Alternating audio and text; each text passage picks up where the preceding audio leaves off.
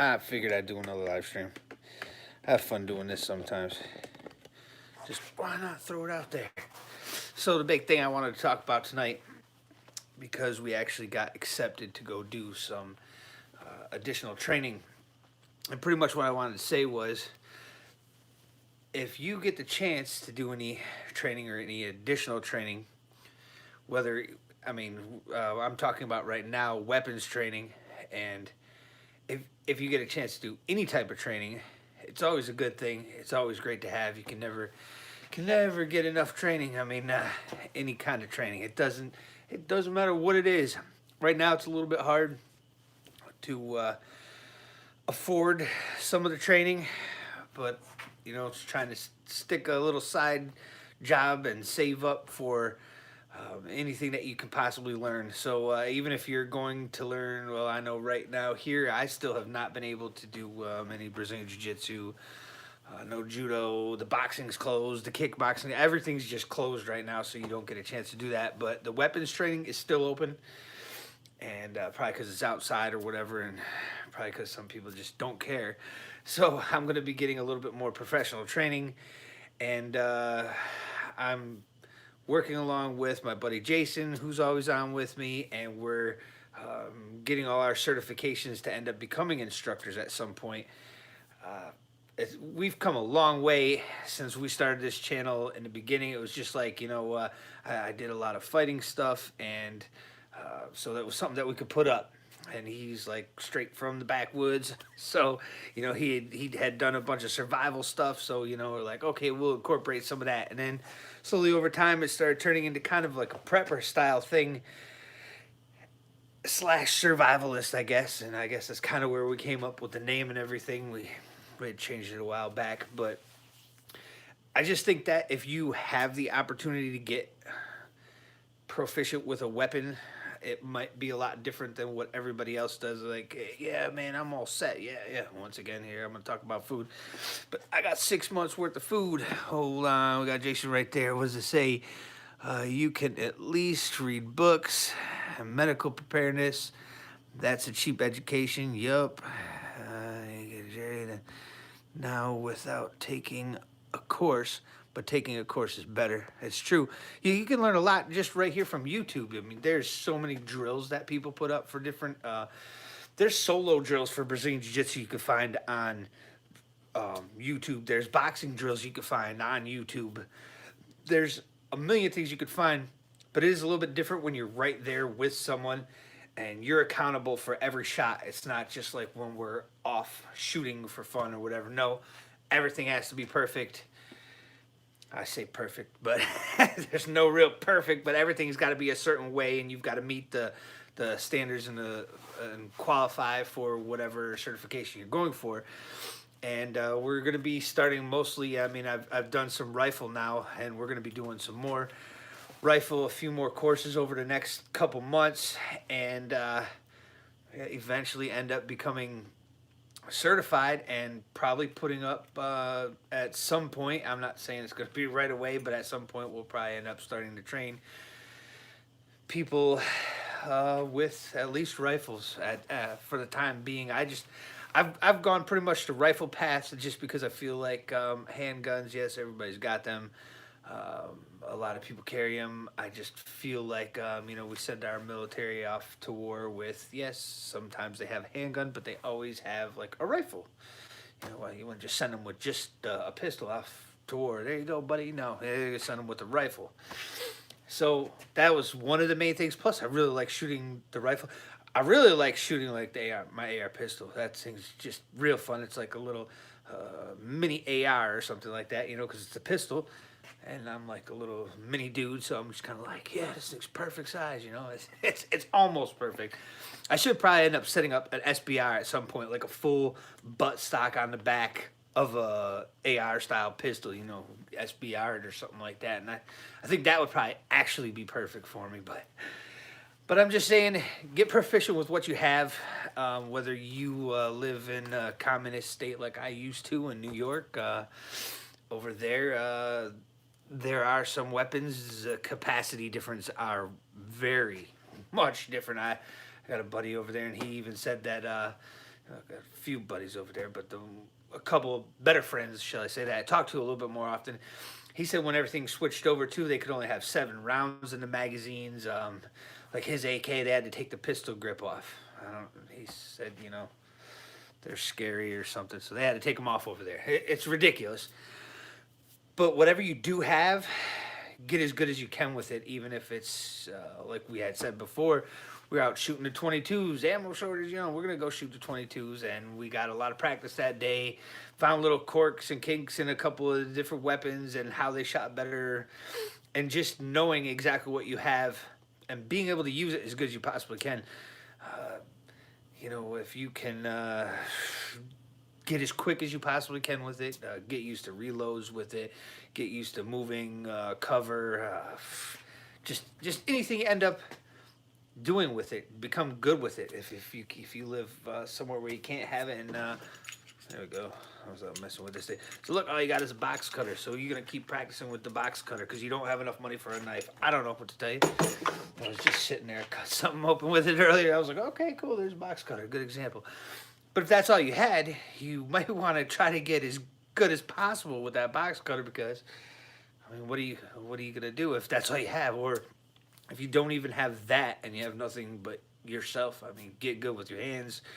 And it's difficult right now to acquire the new skills for people, even boxing, just boxing when you can't have a boxing class. So I just pretty much wanted to let everybody know to whatever you do have, try to hone in on those skills on what you do have. Like I'm personally probably not gonna. I could probably eventually get another AR or something like that and set it up different than I have everything else set up, or something at some point. But that might be 2 years from now. We'll see what happens over the course of the next 2 years. But we'll just say at some point, yeah, I could probably get it. But I feel pretty good with about what I have right now. I'm not feeling any pressure to run out and grab another one. But ammunition, yeah, you'd want to keep grabbing it because you need to be able to practice. And we've done some airsoft stuff before, and we're talking about doing a little bit more to get a little extra practice in when there's no steady, cheap enough supply of ammunition, I guess you could say. But I just wanted to, over the summer, I took my first professional training, and I just wanted to say, I think it was worth it because I got to see. They had a qualification at the end, and you could qualify advanced or just qualify, or you wouldn't qualify at all. And it was that extra pressure. So you really want to qualify, but you really, really want to qualify advanced. So it was something. It was all on timers and everything, and it was you did the whole course, and then for the qualification, of course, the targets kind of shrunk down, and I don't even remember what it was, some square, rectangle, or something like that. But it was just the idea of going through and learning everything from ground up all over again. And it's, quite a lot like boxing or fighting any combatives. But it was worth it for me to finally take a professional class, and since then, I've done nothing but want to do more. So I figured, why not? And why not become as good as possible as you can with your weapon? So if this is all you have, if it's just a 22, get as good as possible. Of course, allowing the ammo and everything. But I would just try to get as good as you can, and it's worth it. I don't know, it's worth it, and maybe we'll turn that into a side business alongside of, and we just got to get quicker with everything. We just got to get better with everything. That's why we're going to try to take these courses and go to the next level. You got the guy who's always like, well, yeah, I'm ready. Like I said, the 6 months worth of food. He's got 6 months worth of food. He's doing really good. But he also has an AK with 2,000 rounds or whatever. He's all set. Hey, man, when's the last time we went out and shot that thing? I bought it like 2 years ago. I don't want to waste no bullets. Okay, so, you sight the thing in, you got an optic on it, or you got a red dot, or what's going on? Yeah. I sighted it in, I grabbed a couple boxes of ammo and when I first got it. And so you haven't shot it in 2 years since you got it. It's just off to the side. It's kind of like his little SHTF, what do you call it? Insurance of self defense for himself or something like that, or protection of his house or whatever it's going to end up being. But the problem with that is that was 2 years ago. He's never practiced even loading a magazine really fast. Probably he's never practiced changing out a magazine. He's never ran around with the weapon on him for 2 hours, let alone 10 hours. It's a big thing. I mean, I was running around with that AR build. I've got a video on that. Oh, it was like last year or something like that. At the AR build rifle that I had, and I had optics on it. It's a Vortex, and it was like Strike Eagle 2 or something like that. It was nothing too big. I mean, it's bigger than I have on that Spitfire that's on the AR pistol.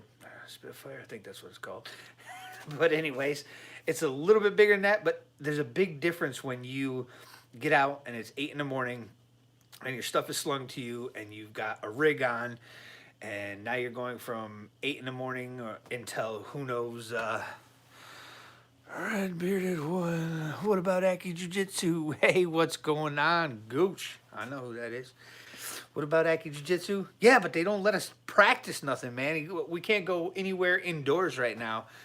I don't know about where you're at right now, but yeah, we get to practice a little bit of stuff on the weekends, but we don't get the I don't get like 2 days a week at judo, and then practice arm locks and everything else on Saturday, and then a day during the week of boxing or something like that. I just don't get it right now, so it's kind of like, it's driving me nuts, dude. I tell you the truth. But these are going to be all the classes that we got coming up too are going to be outdoors. So I mean, now you got one more thing. You've got your weapon slung to you. You got your chest rig on, and I think that's the kids right there. The kids got hers still sitting up here from the other day.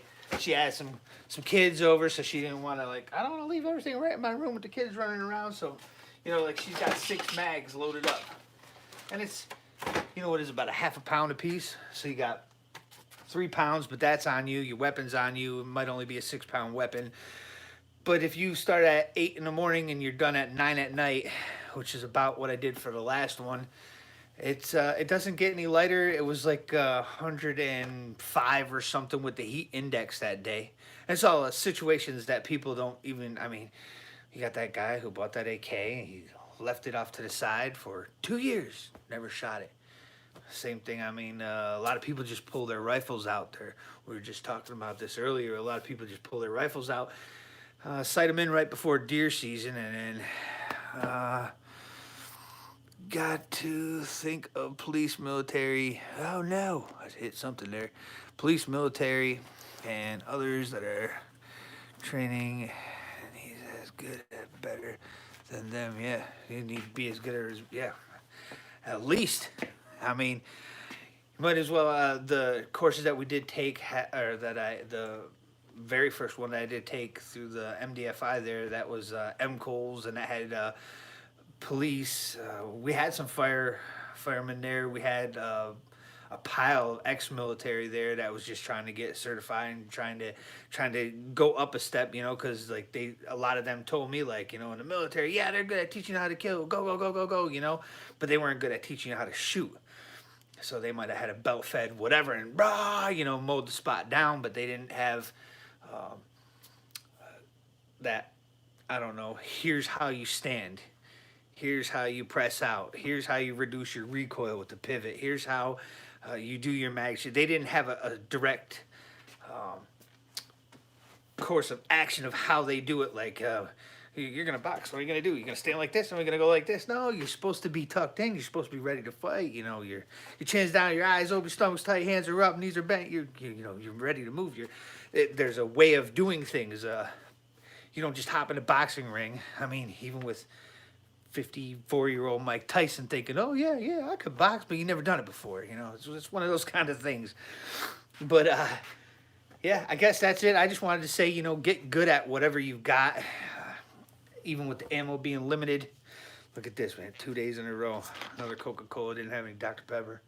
I haven't drank Dr. Pepper now in like 3 days. It's all messed up. But get good with what you got. It doesn't matter if it's a 22. Doesn't matter if it's one of those ASP batons. Get a lot of practice in. I know there's plenty of videos that can show you that kind of thing. And then when stuff opens back up, if you ever get a chance before anything gets too bad, you know, it'll give you a chance to learn how to fling that thing the right way, tapping it, swinging all the way through, you know, whatever the situation is, parrying off of stuff, deflecting. Just get good with what you got, and that's about all you could do. Best case scenario, and if something bad does end up happening, you'll at least be able to react in a better way than you might have without that. It says, I think Red Bearded One needs to come out and play. See, I was telling him that the other day. You know, I was texting back and forth to say, you should come out here. You gotta come out here sometime, man. So, yeah, that would be awesome. Yeah, we probably have to just set up a camera. Let the two bigger guys beat each other up, and I'll just run in between them or something. It'd be a mess, right? So, you know, do with what you can. Whatever you have, that's it. Just get as good with it as you can. That's pretty much all I wanted to say. Get as much professional training as you possibly can. Make sure it's a reputable person that you're getting the training from. There's a lot of trainers, and I learned this a lot in the martial arts. And you know, you might have a guy who's like an Okinawan karate guy from way back or whatever, but he has no. He might not be like. It might not be like Okinawan karate. It might be half bullshit jitsu or whatever. You know, you never know what you never know what you're gonna get. And even if you're just gonna, you know, you want to box, you don't want to go to a boxing school that's. I mean, how many pros came out of here? Oh, none. You know, the Brazilian Jiu-Jitsu place down there, well, we had guys from the UFC that go back and forth from Croyler Gracie's place that are in and out over there. And, I mean, there's an example. You got pros in there. The judo place, we got a national champ over there who trained the Olympic guys. The Thai boxing, that guy's in MMA fights all the time, you know, so he's in and out for regular fights. He's amateur still, the one Thai boxing guy there, but he goes and fights with pros over in Chicago and everything. So, I mean, you're getting some reputable training. That's pretty much what I'm trying to get at. I was trying not to make this video too long. We're looking at 17 minutes already. Oh, I don't know what you guys think, but you got to remember the ammo preservation too. You know, you got to make sure that you still got something left. And usually what I end up saying is, you know, you go buy 3 boxes, go train with 2. Coop 2, yes, sir. That would be awesome. I told him to come out, and he still hasn't gotten out. His wife ended up, she's pretty sick right now, so I don't know how long that's going to be or if it's, or what it's going to be or whatever, but he said he'd love to sell the place. And if he sold the place and came out this way, that would be insane. He said, yes, there's Jason again. Jeez. You two got to meet sometime. That's what I was saying. But, Gooch, we just don't want to go back. Well, I don't really want to go back to New York. But with all this mess going on right now, it's going to be a minute probably anyways. So, I don't know, everybody. Let me know what you think somewhere in the comments. You know, have you had professional training? Who was a reputable spot to go through? The places that we're going to be going through are all certified instructors, some NRA. We have the coalition here, the MDFI guys that I went training with over the summer. I feel attacked. Yeah, dude, you need to come out here. It's Michigan. You know what I mean? That would be cool. So, yeah, I guess the big thing is just going to be get as much training as you possibly can. You never know when you might need it. I'm actually going to be joining up with that USCCA too for the concealed carry. My dad's had it for a long time. He kept telling me, you need to get it, you need to get it, you know, just in case, just in case. You never want to have to, but I mean, it's going to be the worst day of your life if something ends up happening. And it's nice to have people that are there and lawyers that are there, and that's the biggest thing nowadays, it seems like, is lawyers, but people that are there to help you in case of a situation. So I'll probably end up joining that this coming week, Monday, maybe over the weekend. I don't know if they do it over the weekend. I'm sure everybody's willing to take your money. It doesn't matter what day it is, but don't forget to like, comment, share, subscribe, and let me know what you think. Try to get as much training as you possibly can. We might have to start like a donation club or something for the Gooch so we can pay for his trip to come out to Michigan for a week or a weekend or whatever, all expense paid something. But yeah, all right, guys. Thanks for watching, and I don't know. We'll see you again soon. Have a good night.